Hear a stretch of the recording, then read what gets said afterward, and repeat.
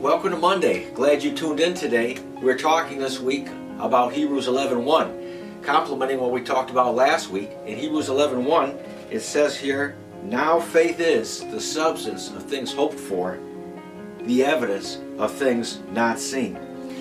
Very important to understand the difference between hope and faith. It says that faith is the evidence of things hoped for.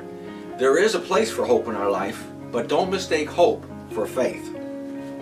I liken it to, and I didn't invent this idea, but I heard it once and grabbed a hold of it many years back. I liken it to a thermostat. Here in Michigan, this time of year in February, cold. A lot of cold weather. And we have, of course, thermostats that set heat. When you go into a room with a thermostat, you say, "Oh, it's cold in here." What do? You turn the heat up.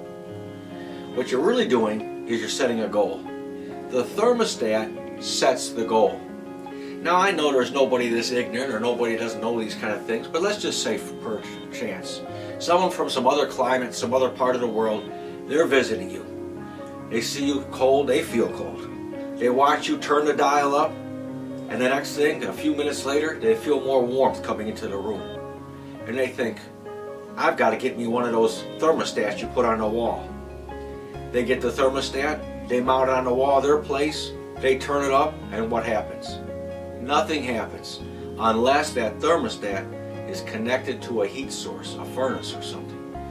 You see, the thermostat only sets the goal. It can't make the room warmer or cooler.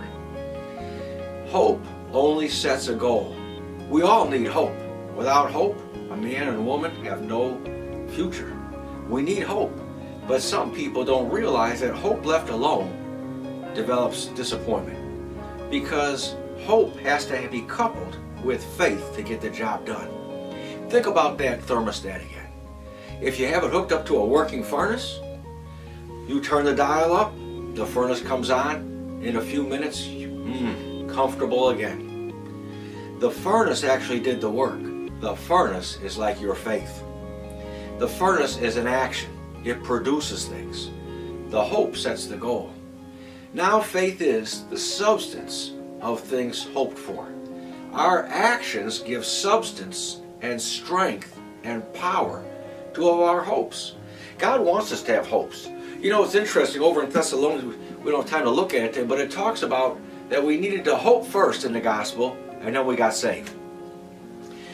When you hear about Jesus the very first time, and you have any kind of spark in you, there is a hope that arises. I remember the first time I realized that God wanted to meet all my needs. A hope sprung up that I could have more than enough. But then I had to get in the Word, believe it, and start acting on it. That's faith. It's the action. We need to learn how to act more on our hopes. Nothing wrong with hope, but if you stop there, you'll be disappointed. So this week, take all the dreams and hopes and desires you've had in your life. Start putting some action behind it and see what happens. I'll see you Tuesday.